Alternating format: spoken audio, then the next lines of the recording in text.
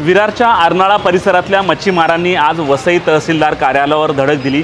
एक मोर्चा काढून अर्नाळा गावामध्ये ज्या प्रकारे अनधिकृत बांधकाम आहेत किंवा जी घरं आहेत त्याच्या विरोधात आवाज उठवलेला आहे।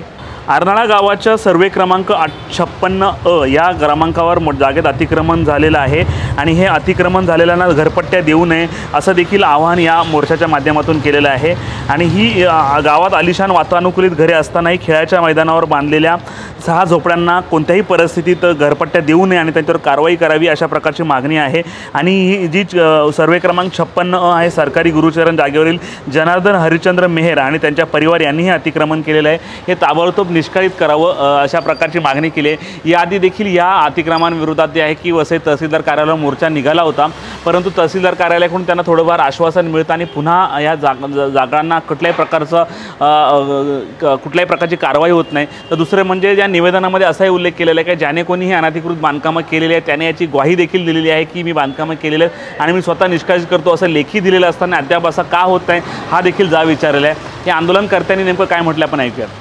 1966 साली महाराष्ट्र शासनाने अर्नाळा कोळी समाजाला मासे सुकवण्यासाठी जागा राखीव करण्यात आलेली आहे।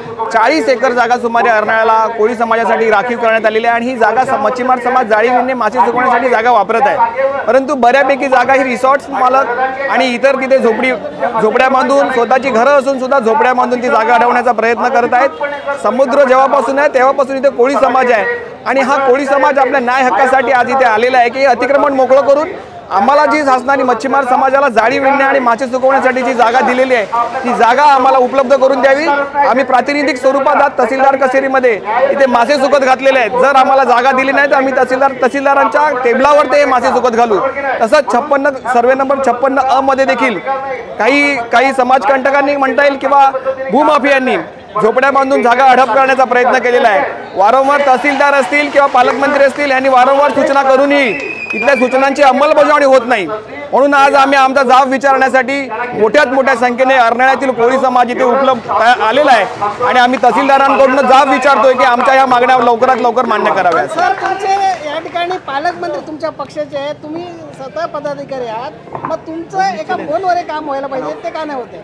स्वतः पालकमंत्र्यांनी या संदर्भात लेखी आदेश दिलेले आहेत। माननीय पालकमंत्री महोदयांनी या संदर्भात लेखी आदेश दिलेले आहेत जिल्हाधिकाऱ्यांना आणि जिल्हाधिकाऱ्यांनी तहसीलदारांना लेखी आदेश दिलेले आहेत। परंतु त्या आदेशाची अंमलबजावणी केली जात नसल्यामुळे त्या आदेशाची अंमलबजावणी करण्याकरता आज आम्ही इथे तहसीलदारांना जाब विचारण्यासाठी मोठ्या संख्येने आज कोळी समाज आलेला आहे।